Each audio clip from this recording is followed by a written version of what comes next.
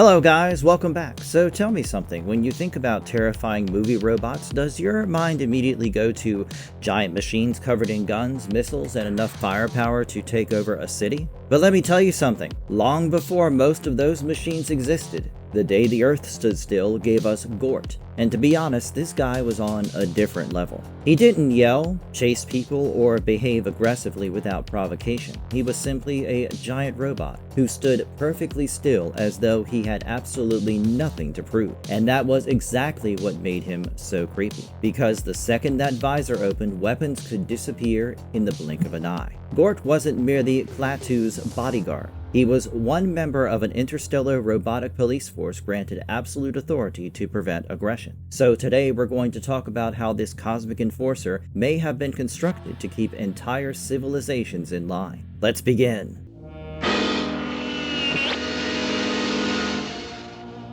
How big is Gort, really? Before we start trying to figure out how Gort works, we've got to answer one basic question first. Just how big is this dude? Because, trust me, his size wasn't simply there to make him look cool.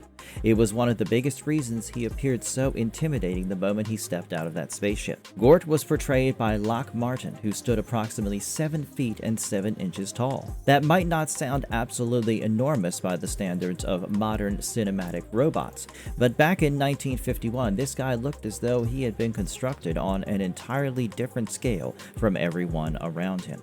The moment he walked out of the saucer, he made every soldier and civilian nearby feel tiny. Even Klaatu looked small beside him.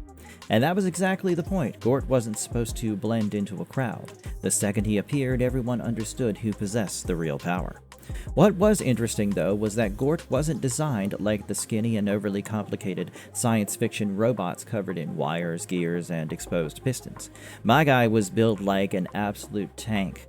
Broad shoulders, a thick torso, massive legs, and proportions that suggested durability rather than speed. It was almost as though whoever created him wasn't interested in making the fastest robot in the galaxy. They were trying to make one that looked unstoppable before it even moved. And to be honest, that was some next-level psychological warfare. Think about it. If you are a nervous soldier holding a rifle and this giant metallic figure, at least a head taller than almost everyone around you, starts walking in your direction, your confidence is going to disappear very quickly.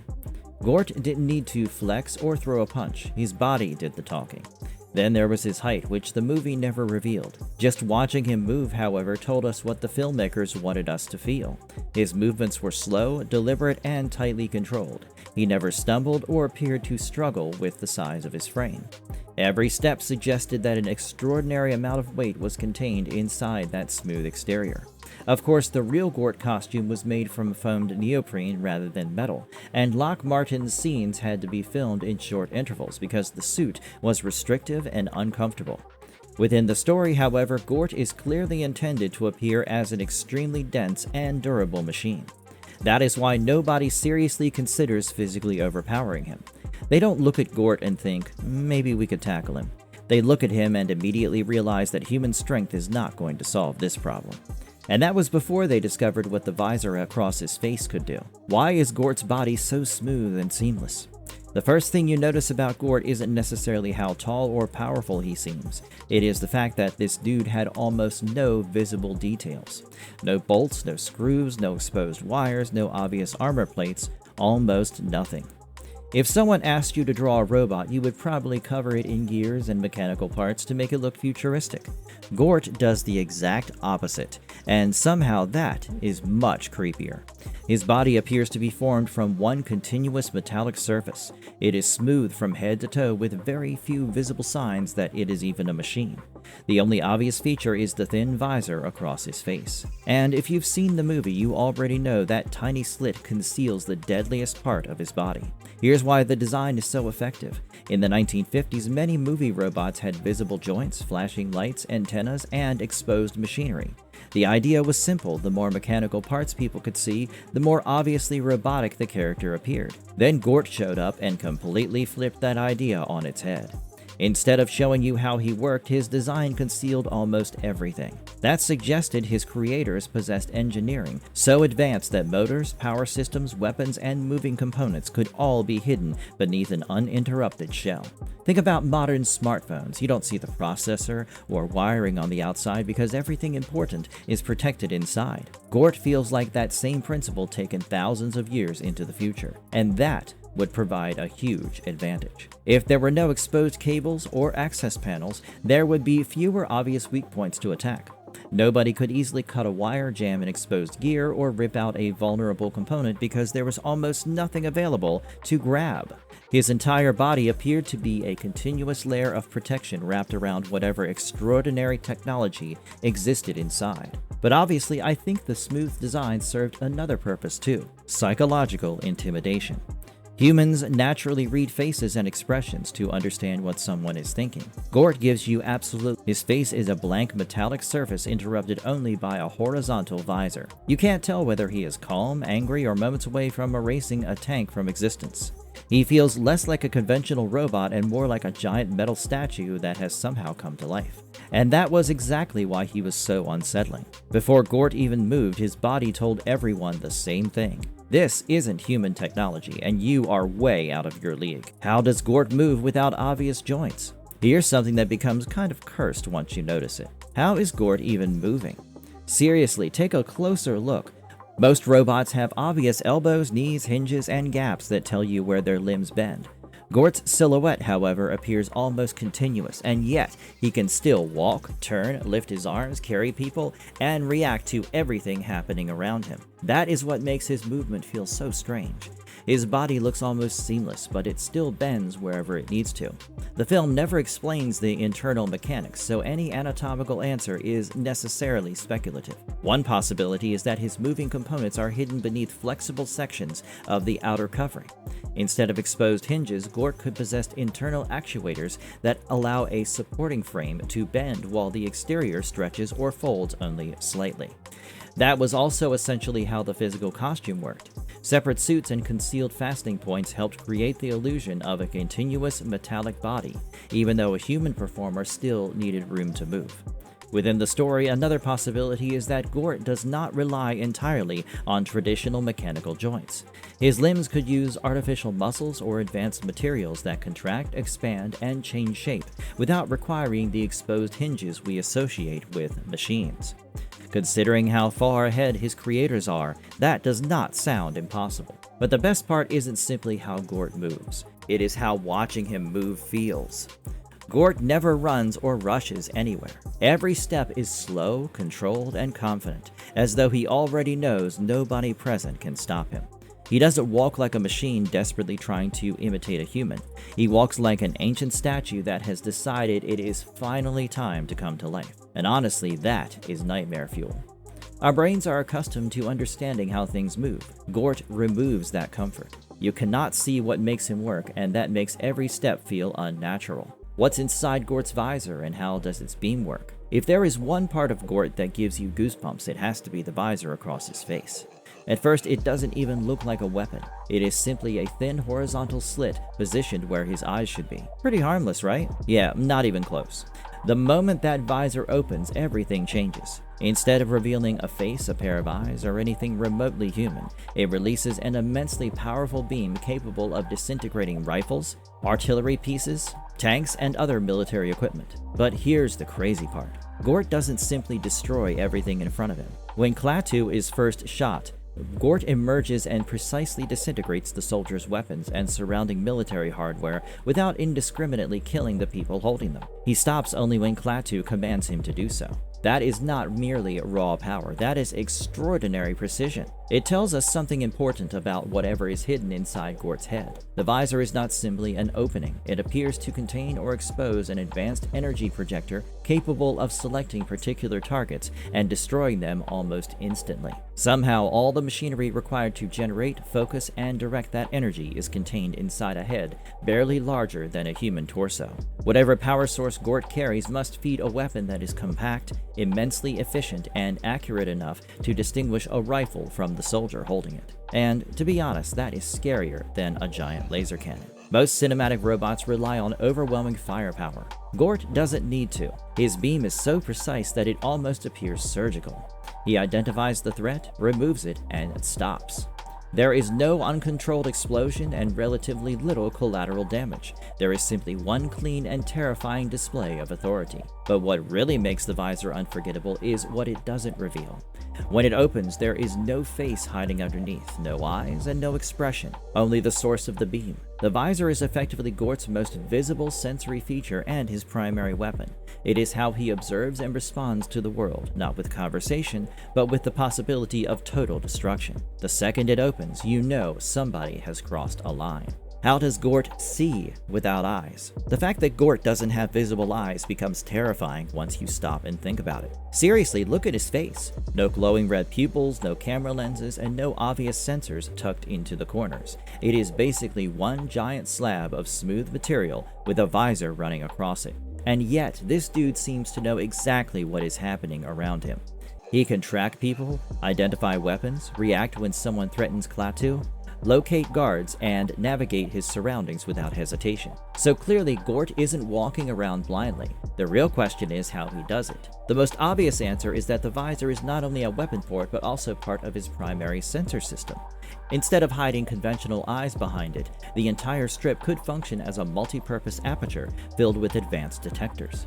Gort may not see the world the way humans do. He could be analyzing distance, motion, heat, electrical activity, and other forms of energy simultaneously. But honestly, I don't think the visor necessarily does all the work. For a machine whose purpose is enforcing interplanetary peace, relying on one narrow visual system would be terrible design. It is possible that Gort's head and torso contain additional sensors that are invisible from the outside. Maybe he constantly scans the environment using radar-like waves, electromagnetic detection, thermal imaging, or forms of radiation human beings have yet to understand. At that point, seeing is no longer the appropriate word. It would be more accurate to say that Gort reads the environment around him. However, we should be careful about claiming that he literally recognizes a person's intentions. The movie demonstrates that he can identify actions and objects that represent immediate threats, but it never explains whether he understands intent on a psychological level. He may simply detect a weapon being raised,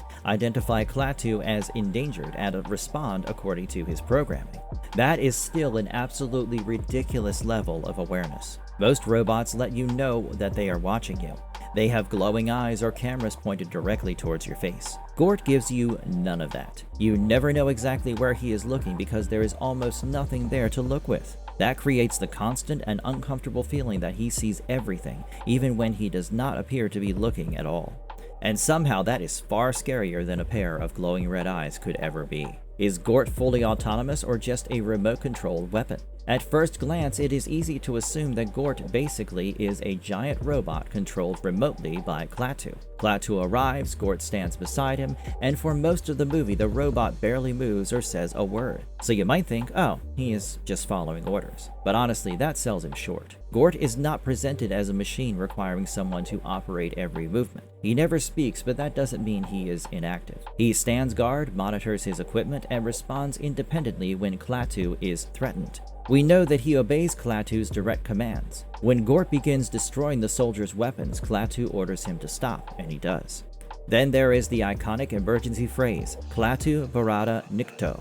Before Klaatu is killed, he instructs Helen Benson to say those words to Gort if anything happens to him. The film never translates the phrase, so we cannot say with certainty that it is a simple override command. In context, however, it appears to stop Gort from continuing his retaliation and directs him towards Klaatu's intended course of action. When Klaatu is shot and killed, Gort does not simply freeze while waiting for instructions. He escapes from the material enclosing him, kills the two soldiers guarding the saucer, and appears prepared to continue responding to humanity's aggression. Helen delivers Klaatu's message, after which Gort takes her inside the ship. He then retrieves Klaatu's body from the jail cell and carries it back to the saucer. A machine inside the spacecraft restores Klaatu to life temporarily. Gort transports the body and operates within that process, but the movie does not establish that Gort personally possesses resurrection powers. Nobody issues him a detailed series of commands explaining every action. He understands enough to locate Klaatu's body, retrieve it, and bring it to the machinery capable of reviving him. That is decision-making, or at least extremely sophisticated autonomous programming. It suggests that Gort operates according to a hierarchy of directives: obey authorized commands, protect the mission, prevent aggression, and execute the interplanetary system's laws. Instead of blindly following every instruction one movement at a time, he can interpret a situation and determine the actions required to fulfill those directives. Somewhere inside that giant metallic body is an incredibly advanced control system, effectively Gort's brain. Whatever powers it goes far beyond a simple remote control receiver. And that is honestly what makes Gort so dangerous. You couldn't simply interrupt a signal or remove the person giving him orders. Even with Klaatu dead, Gort remained operational, continued evaluating the situation, and was capable of retaliating without asking humanity's permission.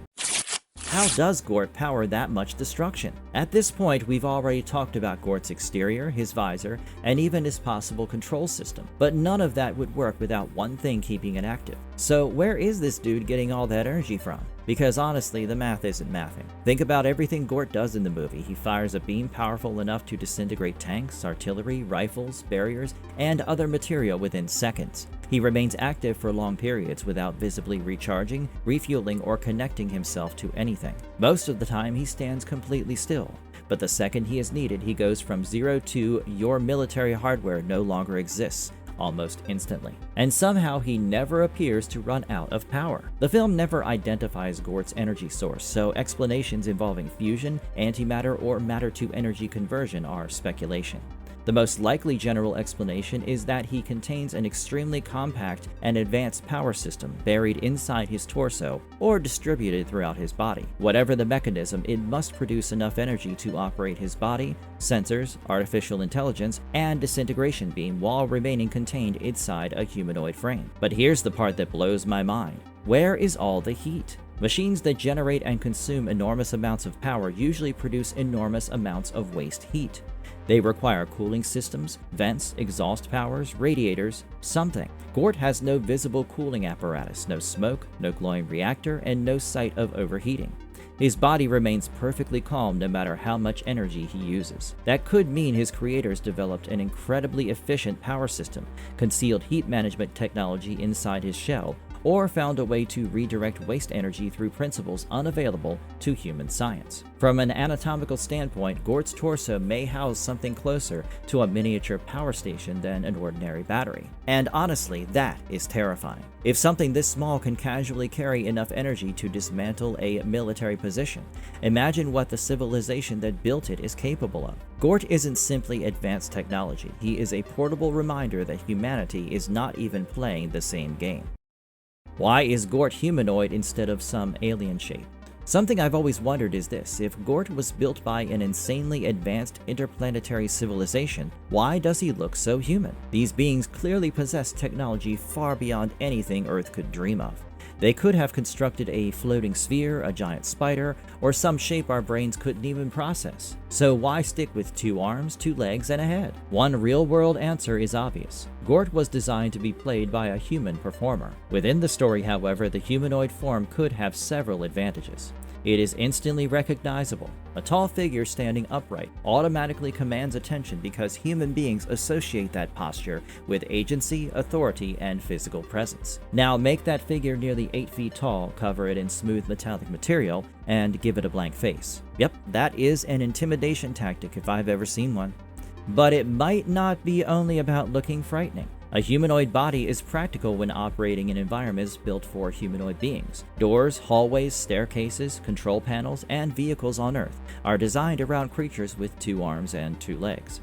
Giving Gort a broadly similar structure allows him to navigate those spaces, carry people, manipulate objects, and enter the saucer without requiring completely specialized infrastructure. It is also possible that the civilizations represented by Klaatu share broadly humanoid body plans, although the movie does not explain who originally designed the robots or why they chose this form. What is clear is that every part of Gort's appearance feels deliberate. His body isn't trying to look friendly or relatable, it is trying to look inevitable. Because that is what he represents, he isn't simply a soldier or a negotiator. He is the physical embodiment of an interplanetary legal system. The moment he steps onto a planet, his body communicates something before he takes any action. Authority has arrived, and it is not asking for permission. What happens if Gort is destroyed? Or can he be? After everything we covered, there's one question that keeps popping up. Can Gort actually be destroyed? If this guy can withstand gunfire, disintegrate tanks, and casually outclass an entire military position, surely there must be something capable of taking him down, right? Well, here's the creepy part. In the 1951 film, we never see Gort suffer any meaningful damage. Soldiers fire their weapons, but nothing visibly injures him. No dents, no cracks, and no indication that he is remotely affected. Later, the military encloses him inside a transparent block made from a strong material, but Gort simply disintegrates it after Klaatu's death. It is like watching human beings throw pebbles at a mountain and expect something to happen. But I don't think the movie necessarily claims that Gort is metaphysically indestructible. Instead, it shows us something much scarier. Humanity does not possess the technology required to stop him. Somewhere in the galaxy, there may be weapons capable of destroying a machine like Gort. Earth simply isn't anywhere close to that level. And honestly, that is exactly why he works as a deterrent. During his final speech, Klaatu explains that the other planets created a police force of robots and gave them absolute power over matters of aggression. If a member civilization threatens the peace, the robots respond automatically, and the aggressor faces obliteration. Notice the wording: robots, not robot. Gort is not a one-of-a-kind experiment. He is apparently one unit within a much larger enforcement system, which means that even if humanity somehow destroyed him, it would still be challenging an interplanetary alliance capable of constructing more machines with the same authority. That is what makes Gort terrifying. His strength isn't simply his exterior or his beam, it is the fact that he represents a civilization, or alliance of civilizations, that has automated the enforcement of peace on a planetary scale. The 2008 remake takes the idea even further by reimagining Gort as a massive construct capable of breaking apart into a swarm of self-replicating nanomachines that consume manufactured material. It was a striking update, but it was also a very different interpretation of the character. The original Gort didn't need a giant transformation sequence. His body was already designed around one simple idea: make stopping him appear so impossible that nobody is willing to discover whether it can be done. And honestly, that may be one of the smartest deterrence systems ever built.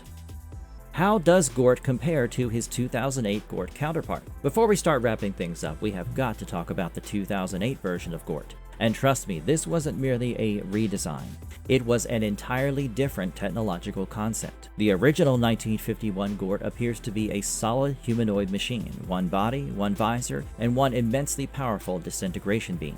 Everything about him is clean, simple, and controlled. He is built like the ultimate interplanetary police officer. Calm, precise, and impossible to intimidate. The 2008 Gort, though, this dude is built differently. First, the United States military gives him the acronym Gort, standing for Genetically Organized Robotic Technology. Klaatu does not present that as his actual alien name. Instead of remaining one solid robot, the remix Gort can transform into an enormous swarm of winged, insect-like nanomachines. These machines self-replicate while consuming artificial materials, including vehicles, buildings, and military equipment. From an anatomical standpoint, that is a huge change. The original Gort appears to possess a stable body containing internal systems. We cannot accurately say that he has organs, because the movie never shows or describes his internal construction.